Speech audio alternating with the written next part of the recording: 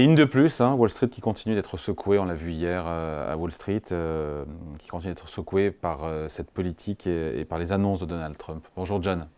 Bonjour David. John Plassard pour la Banque Mirabeau en duplex avec nous. Depuis Genève, on a une nouvelle séance de baisse assez importante hier outre-Atlantique. On peut dire, on y est, ça y est, vous avez les chiffres, les indices boursiers américains sont entrés vraiment en phase de correction. C'est quand on est, je crois, en baisse de 10% par rapport à son point ou par rapport à un pic, c'est ça, hein?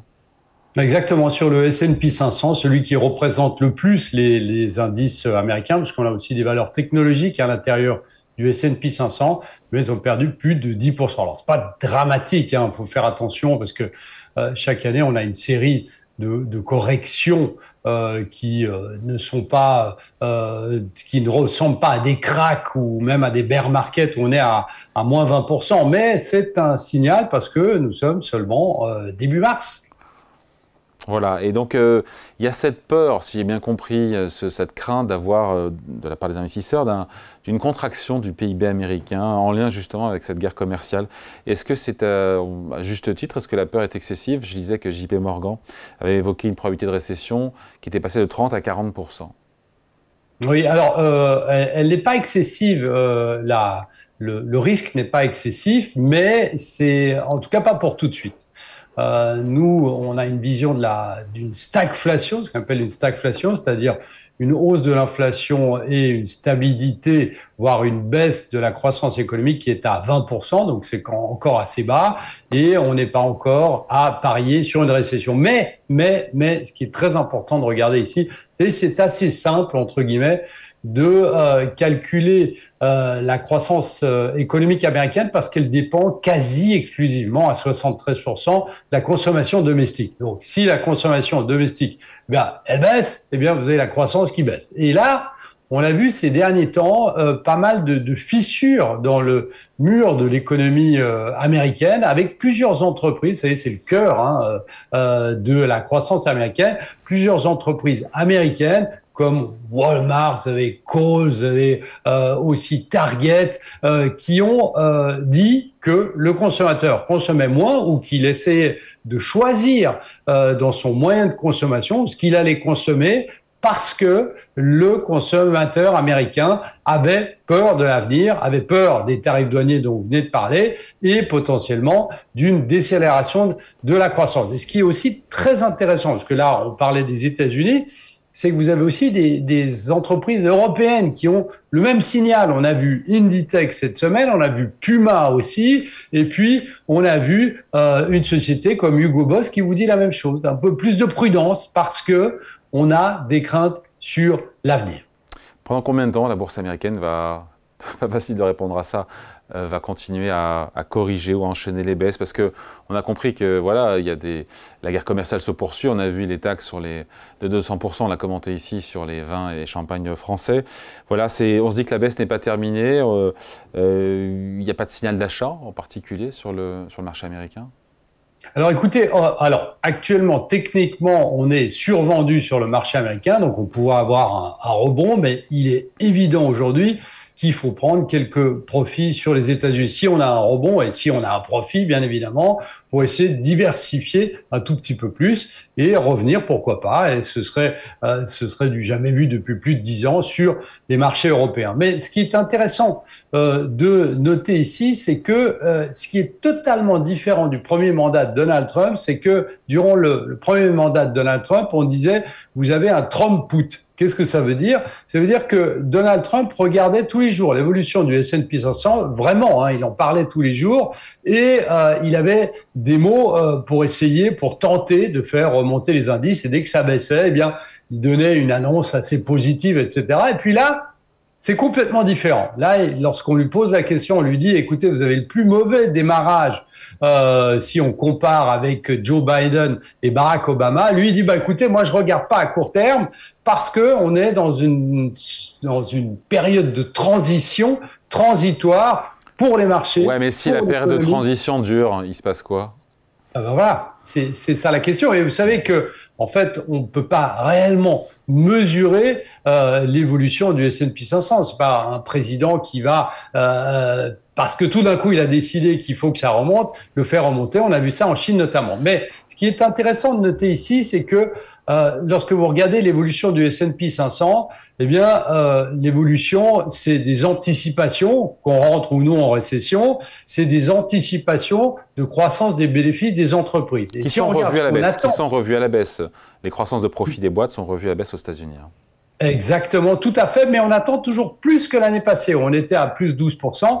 Là, on attend sur les EPS, on attend entre 14 et 16%. Donc, on est toujours dans cette idée que cette année, la croissance des entreprises va réaccélérer par rapport à l'année passée, qui était toujours pas mauvaise. Mais évidemment, comme vous l'avez dit, c'est en train de décélérer. On a d'un côté les craintes, et quand vous avez des craintes sur le marché ou moins de confiance dans le gouvernement, en tout cas sur le court terme, eh bien, vous investissez moins. Il y a une chose que les entreprises font, c'est-à-dire qu'elles attendent de voir quels vont être le mouvement de la Banque centrale américaine. Et il y a une chose aussi qui est très, très intéressante à regarder, c'est l'épargne des Américains. Vous savez que c'est presque une insulte de dire à un Américain qu'il épargne, mais là, on voit que le taux d'épargne aux États-Unis est en train de remonter. On était à 3,8, maintenant on est à 4,6%. On est en train de remonter. On revient sur des niveaux de juin de l'année passée et on se rencontre aussi, ce qui paraît complètement contradictoire, c'est que lorsqu'on est dans une situation potentiellement de récession, eh bien les Américains, qu'est-ce qu'ils font ? Ils commencent à rembourser leur carte de crédit. Alors ça peut paraître bizarre, mais ça arrive toujours. Peut-être un truc qui est propre à la culture américaine, mais on voit qu'il y a l'épargne, et puis qu'est-ce qu'on fait de l'argent qu'on a en plus ? Et alors, qu'est-ce qui tient ici ? Alors, vous allez me dire, qu'est-ce qui tient, puisque je viens de vous décrire une décélération ? Bien, la première des choses, et on en avait déjà parlé, David, c'est l'emploi. Tant que l'emploi reste sous les 5% aux États-Unis, vous avez le consommateur américain qui peut continuer à consommer son salaire. Le taux de chômage, on est à 4,1, donc on est largement en dessous de 5%. Tout à fait. Vous savez, dans les cycles boursiers américains, le retournement, et on a vu ce qu'a fait Elon Musk et le Dodge aux États-Unis, qui ont licencié énormément de personnes de l'administration publique, ça se verra notamment dans les chiffres de mars. Et donc, on va avoir une augmentation. On va être à 4,3, 4,5. Ça peut aller très, très vite. En quelques mois, on peut atteindre les 5%. C'est pas ma vision, mais aujourd'hui, l'emploi y tient. La deuxième des choses qui est aussi très importante, c'est que je vous rappelle que dans le plan de Donald Trump, et il en a reparlé cette semaine, c'est de faire baisser les impôts, et notamment les impôts des entreprises de 21 à 15%. Il a besoin de l'accord du Congrès, mais normalement, théoriquement, eh bien, on devrait avoir cette baisse d'impôts qui serait positive pour les entreprises américaines et donc positive pour le S&P 500. Donc, pour répondre à cette question que vous m'avez posée juste avant, on est dans une situation où, oui, il faut prendre des profits sur les marchés américains, mais non, le marché américain n'est pas mort. Et dans deuxième partie d'année, lorsque notamment on aura, si on les a, cette baisse d'impôts et que le taux de chômage ne s'envole pas, il faut revenir sur les marchés américains. Et donc, a posteriori, si ce scénario se réalise, on se dira que la correction qu'on a connue aujourd'hui était saine, quelque part. Tout à fait, exactement. Alors, de vous dire qu'on est sur des points bas, j'en ai absolument aucune idée, mais de vous dire qu'il faut prendre des profits si on a ce rebond parce qu'on est survendu aujourd'hui, oui, il faut prendre ces profits sur les États-Unis et jouer la 3D, vous savez, diversification, diversification, diversification, ce qui n'était pas le cas l'année passée parce que vous mettiez, alors avec un rétroviseur bien évidemment, mais vous mettiez tout votre argent sur le S&P 500, vous faisiez 25%. Alors évidemment, c'est facile à dire, je ne l'ai pas fait, mais cette année, c'est différent. Il faut avoir plus de diversification géographique, sectorielle et aussi sur les devises. Ouais, on sent le doute aujourd'hui à Wall Street. C'était un sentiment d'euphorie il y a encore quelques semaines. Il y a un risque, on finit là-dessus, de perte de confiance, encore une fois, des investisseurs dans le marché américain, en lien avec cette politique erratique de Donald Trump.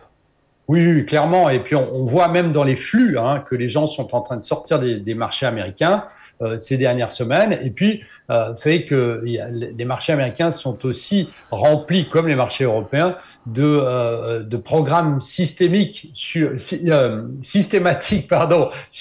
notamment le momentum, les fameux CTA dont on avait déjà parlé. Il suffit qu'il y ait un emballement pour que les moins 10 se transforment en moins 20. Mais là, ce serait une formidable opportunité de revenir sur les marchés. Mais oui, il y a une perte de confiance des marchés américains qui sont complètement déboussolés. C'est vraiment un bon terme pour traduire ce qui est en train de se passer, parce que Donald Trump réagit différemment que lors de son premier mandat. Allez, merci beaucoup. Explication signée John Plassard pour la Banque Mirabeau en duplex avec nous depuis Genève. Merci John, salut et bon week-end. Très bonne journée.